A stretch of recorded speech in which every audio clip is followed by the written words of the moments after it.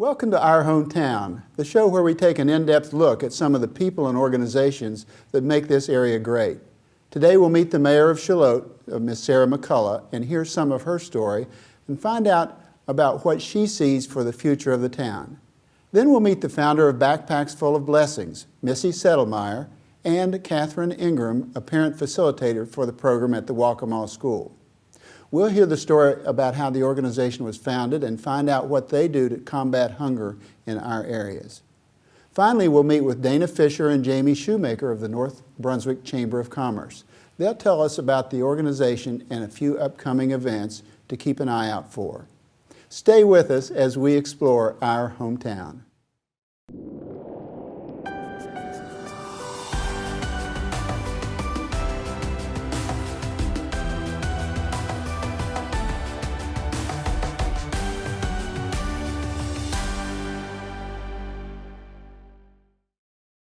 My guest is Mayor Sarah McCullough, who is mayor of the town of Shallotte.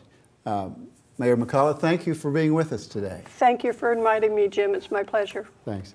Tell us how you got involved in the town of Shallotte.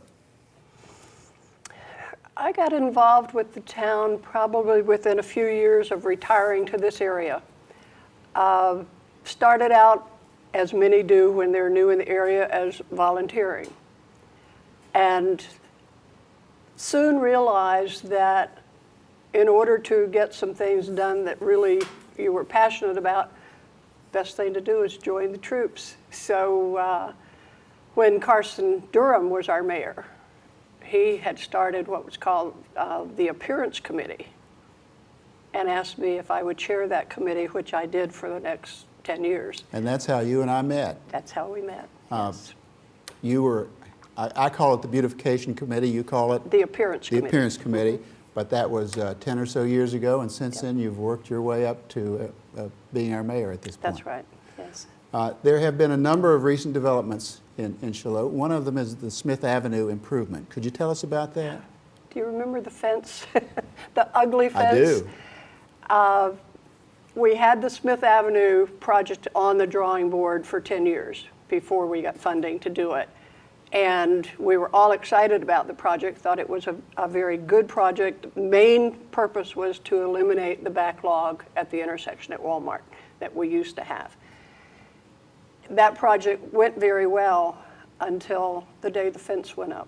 And that caught us all by surprise. My phone started ringing. Everybody knew I'd worked for 10 years to make the town look better, and here goes this ugly fence.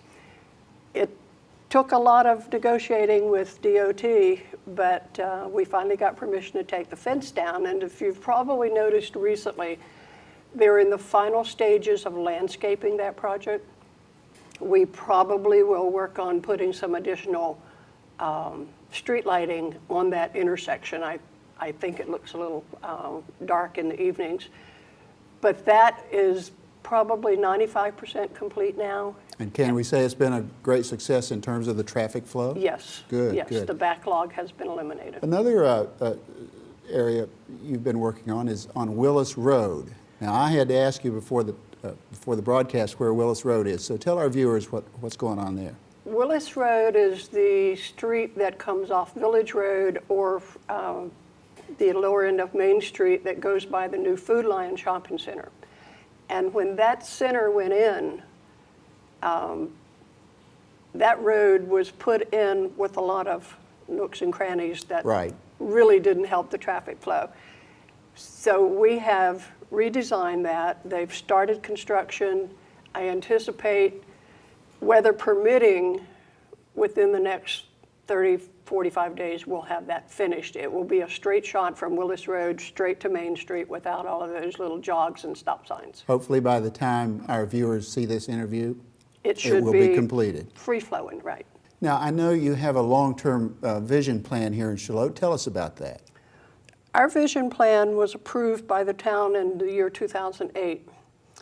And the main thrust of that vision plan will be a complete remake of the streetscape on Main Street, as well as putting emphasis on our river, our waterfront.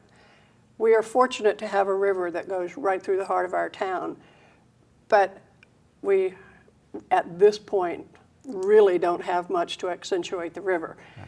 If you were to go down either Wall Street or Cheer Street, that's where the prettiest part of the river is in Charlotte. Mm-hmm. The vision plan provides for mixed-use development down there, hopefully a waterfront, shops on the ground floor, perhaps businesses on the second floor, if it's 3 floors, having condos on the top floor. That's something that, while you don't see much happening now, in order for that to happen, there's a lot of behind-the-scenes work. There's Good. ordinances that need to be changed to get us in a position that all of that property currently is privately owned, and the largest parcel is owned by a gentleman that we think probably will want to retire within the next 10 years or so. We're hoping a developer will come in, purchase all that, and start developing. Excellent. The town has taken advantage of the depressed economy and bought some of the vacant parcels that go down Wall Street and Cheer Street in preparation, and we're right at the moment finalizing plans for a town park to be down towards the water. And that leads me into my next question. Let's talk about, and we all know of the challenges of the economy in recent years. What about new business in Charlotte? After all, Charlotte is a business community. Charlotte is a business community, and things have been slow for the last 5 years. I see signs of encouragement. Excellent. We Good. just had a planning board meeting this past week and had 3 new site plans for review. That's probably more than we've had in the last 5 years at one meeting. We've had a number of new restaurants come to town. That's true. We have a new one that was just approved. The site plan was approved this past week. Smithfield Barbecue's coming to town.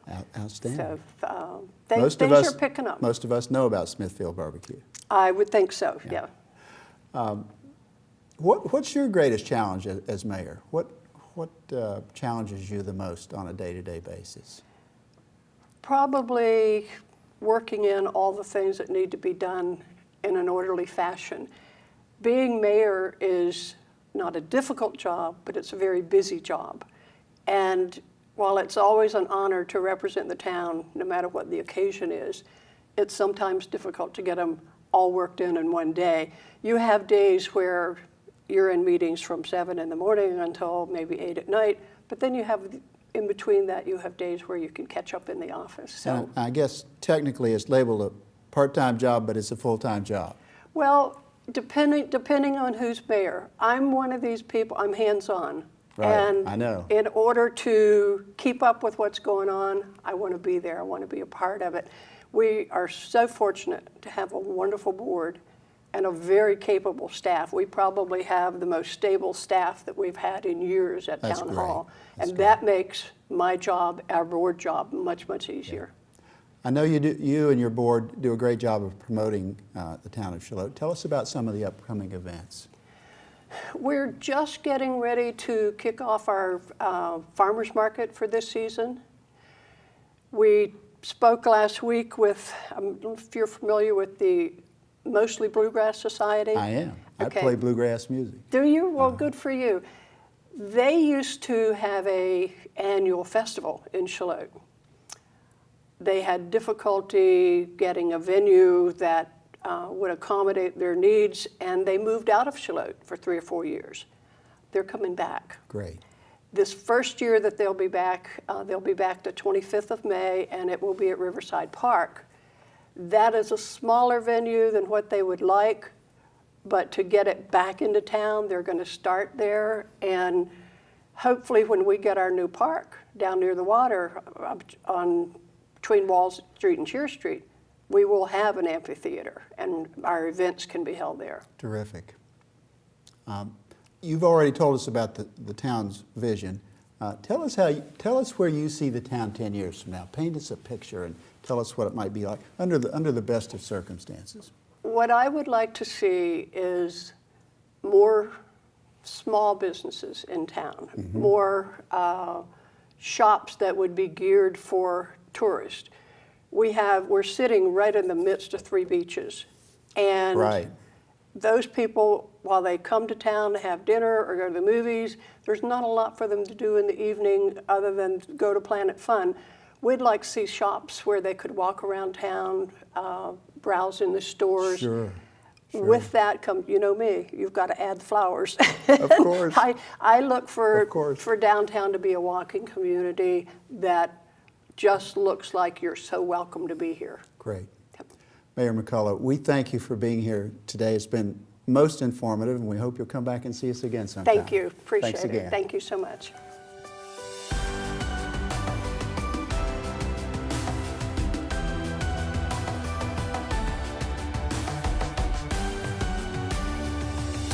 My guests today are Missy Settlemeyer. She's with the Backpacks Full of Blessings program. She is to my immediate left, and to her left is Catherine Ingram. She is the facilitator at Waccamaw School and also involved in the backpack program. Yes. Ladies, welcome to our show. Thank you. Let's begin with you, Missy. It is Missy, yes. Right? Tell us how Backpacks Full of Blessings got started. We started Backpacks Full of Blessings in October of 2010. One of the facilitators from the school came into my business, which is Seaside Embroidery, and every week we get in a shipment of bread. And she walked in and she said, "Wow, it smells like a bakery in here." And she started telling us about, she had some children at school that the teachers were coming together. They were in need of food. And I said, "Well, can I give you some bread for these children?" And she said, "Absolutely." So the program kind of kicked off from that point. And in 2010, we started with 30 children. And currently today, we are feeding over 1,000 children and families with the program. Wow, that's terrific. The term itself describes what happens, but tell us what happens on a Friday and on a Monday. On Fridays, we deliver the backpacks to the schools. The backpacks at that point go to the counselors or the parent-teacher facilitators in each facility. They then, at that point, take the backpacks to the children, and then the backpacks are returned on Monday or Tuesdays. We pick them up, then we start our cycle all over again where we pack the backpacks at our facility. Right now we're currently working out of a 10 by 12 space. Wow. To pack over 235 backpacks each week. So you're looking for all the volunteer help that you can get. Absolutely. And assistance in providing foodstuffs. Yes, sir. Yeah. We are, absolutely. Catherine, I'll turn to you for just a moment. Mm-hmm. You're part of this program as well. Yes, sir. Let us make sure that the students are anonymously described. Right. No names are involved. Right. Tell us a little bit more about that. When we first started, I met Missy back in October when she enrolled her son at Waccamaw.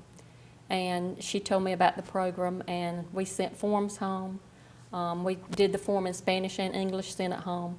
We get the response back, and it's like I told the parents, it's just a form. Missy doesn't ask for any kind of income or anything, just how many's in the household so we can make sure everybody gets fed. I labeled the backpacks by numbers and by homerooms, and that way the child's name's not on the bag.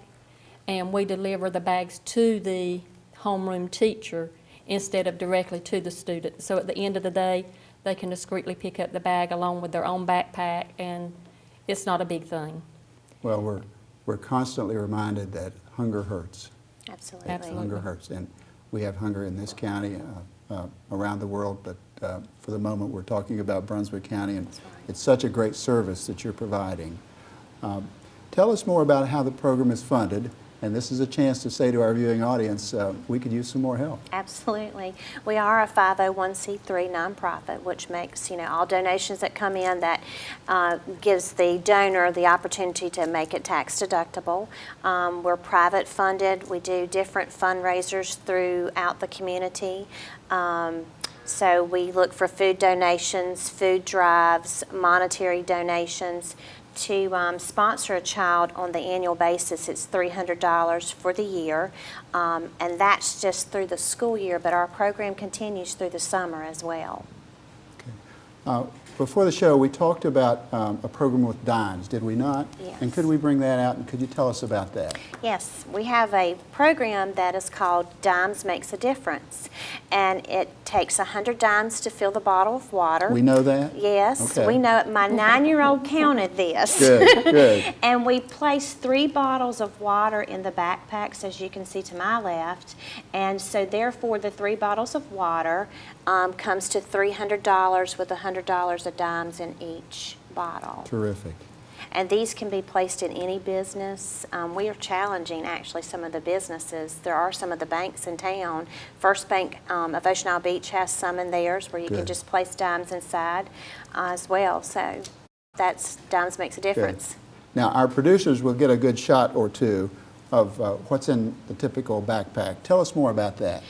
What's inside the backpack, we provide the breakfast, obviously, lunch, and we also provide a meal for the family to sit down. We're in hopes that they'll be able to sit down together as a family and eat the meal together. So we put 2 meals in there for the weekend, the breakfast and the lunch, and then snacks inside. So there's mac and cheese, cereal, bread, peanut butter, Pop-Tarts, noodles, spaghetti dinner. There's lots of good nutritional foods in there. That's wonderful. All of it non-perishable? Yes. All right. Catherine, I want to turn to you for just a moment. You're one of the parent facilitators at Waccamaw School. Yes. You're involved in this program, but you also do more than that. Yes. Tell us more about that. I try to get donations for the school. We always, clothes is a big thing that we need all the time, whether it's changing kids out who have had accidents or whether it's actually getting clothes to children who need the clothes. We've had a good response with the coats. We give a lot of coats out to kids, which is a great thing. I go out and try to get volunteers to come into the school to help. We could always use tutoring help. Absolutely. And with us being at Waccamaw, a lot of people think, you know, we're so far away from Charlotte that it's hard to get volunteers. But we have got a really great home base out there because most of the people in the community went to Waccamaw. So we actually have a lot of great people out there who just love being at the school and really help us out. That's great. How much does it cost? Maybe you said this already, but we'll say it again if you did. How much does it cost to sponsor a child? It's $300 for the year, for the entire Do you have a year. number of sponsors? We do not. Then you need more. We need more, absolutely. We do have several sponsors already, but we're always, you know, the program is continuing to grow, so we always need more sponsors. What are some of the other needs that you have for your backpack program? Space. All right, let's talk about that. Right, yeah. You said you have a very small space for all of your products that you provide on the weekends. Yes, sir. Are you hoping that someone might volunteer some space for you? Absolutely. You're a nonprofit after all. We're nonprofit and we are looking for space, and it would be great to have someone for their heart to be touched to give us that space. Let's hope there's a viewer or two out there that will heed that Absolutely. message. What about the summer? We know that most of the kids have the summer off. Yes, sir. How do you assist providing for them during the summer? Before the school year's up, we will send forms home with the facilitators of the children that are already participating in the program. If the parents respond to needing the help through the summer, we will deliver the food to the families once a month. We'll deliver a box of food that would be adequate enough to help them through the month, you know, of each month through the summer. Good. One of the two of you, before we went on air, spoke of a program called Stomp Out Hunger. Right. Could you tell us more, either one of you, tell us more about that? Stomp Out Hunger is an event that will be taking place May the 18th at Sea Trail Convention Center. We're getting youth groups and adult choirs together to bring on a worship service. We're not charging an entry fee, but we are asking in lieu of an entry fee to donate items that are non-perishable that we provide through the backpack program. So it'll be a night of worship with youth and adults, and we're just going to have a good time and raise money to stomp out hunger in Brunswick County. When our children aren't fed, we know that good things do not happen. Right. Thank you for being with us. We appreciate you. it. Thanks so much. Thank you.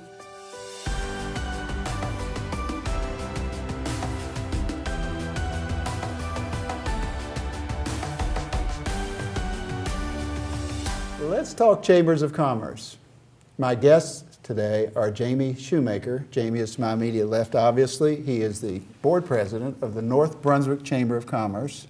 To his left is Dana Fisher. Dana, you're the executive director of the North Chamber. Is that correct? Yes. We thank you both for being with us, and we're eager to talk about your Chamber of Commerce.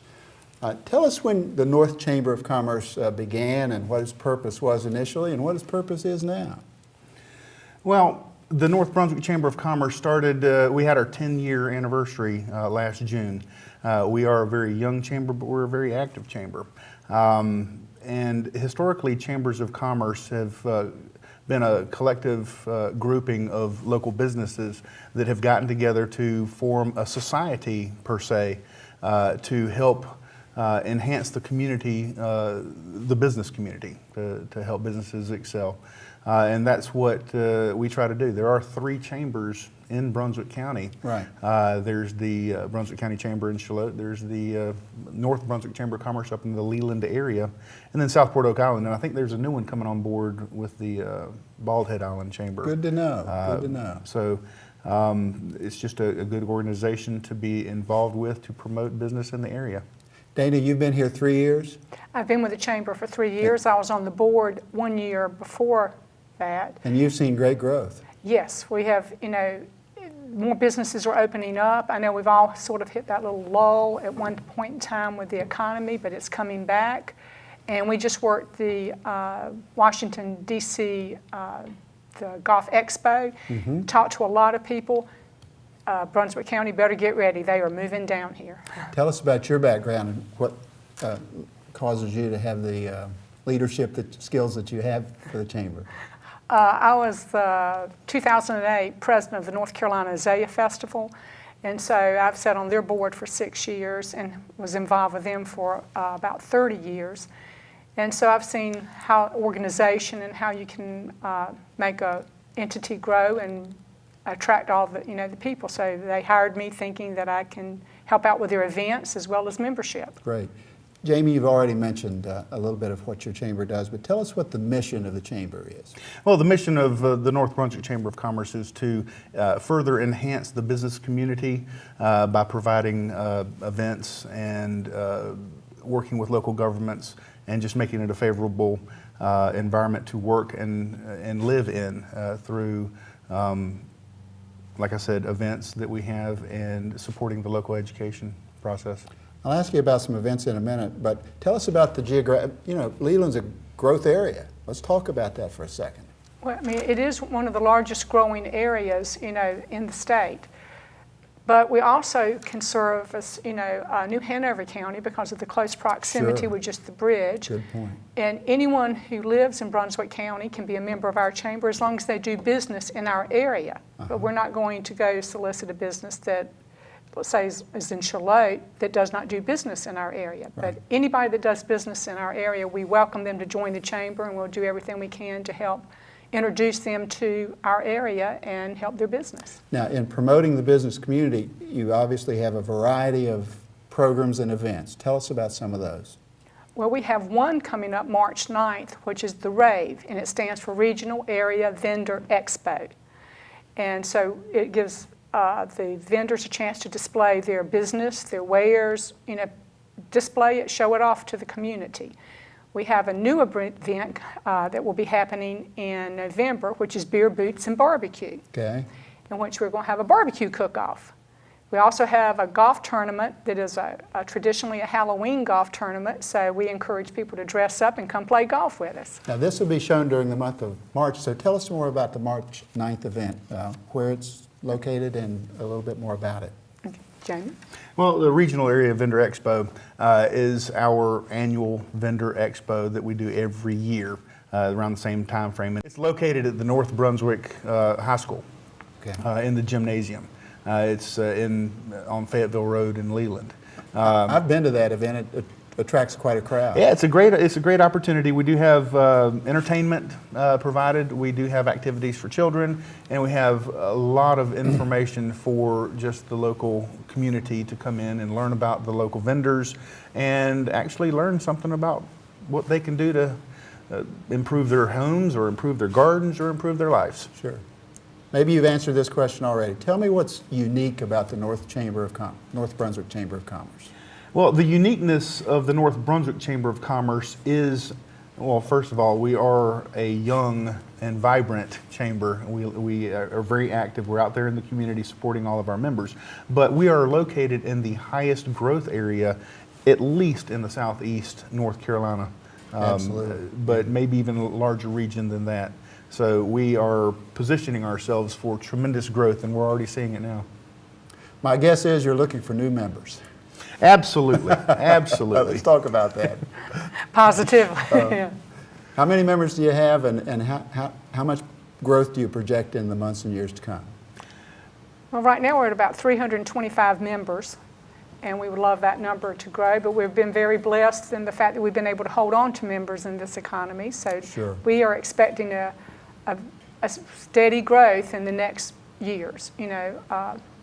To say how much, we don't know, but I know what we would love, is to double in size, but that's wishful thinking. But with the businesses that are coming into this area and the growth, and especially when I-140 drops in, I just see that it's just going to be nonstop growth. And so we're hoping, We haven't talked about I-140. Tell us about that very briefly.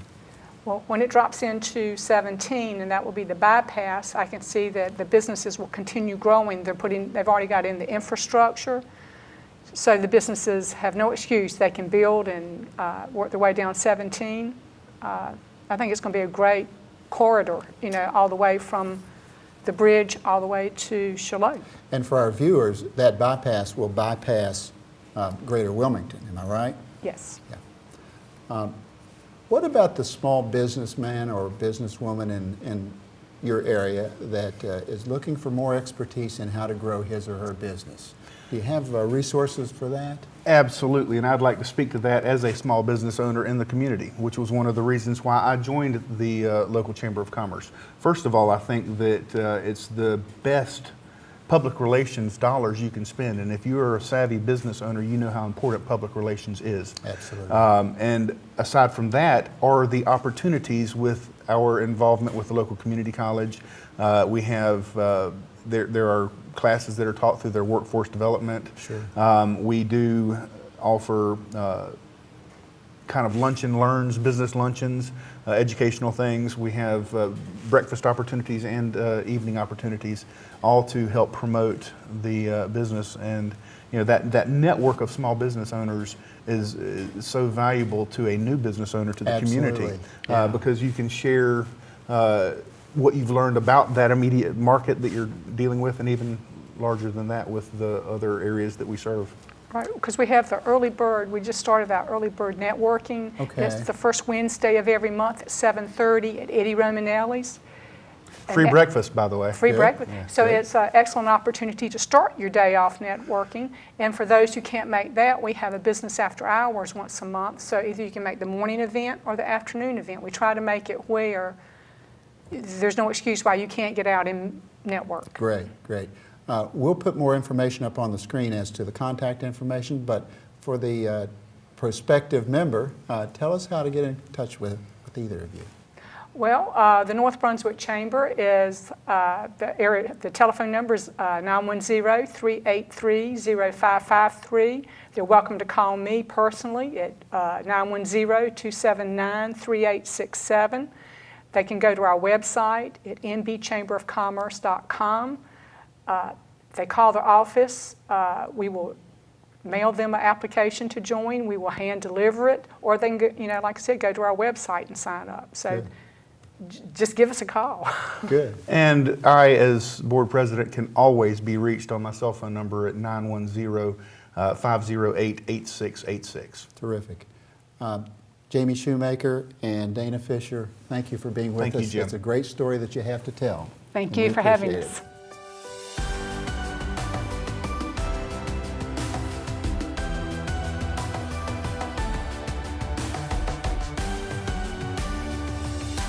Thank you for joining us this month on Our Hometown.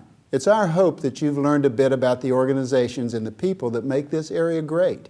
If you know of a story that you'd like to see on the show, just let us know.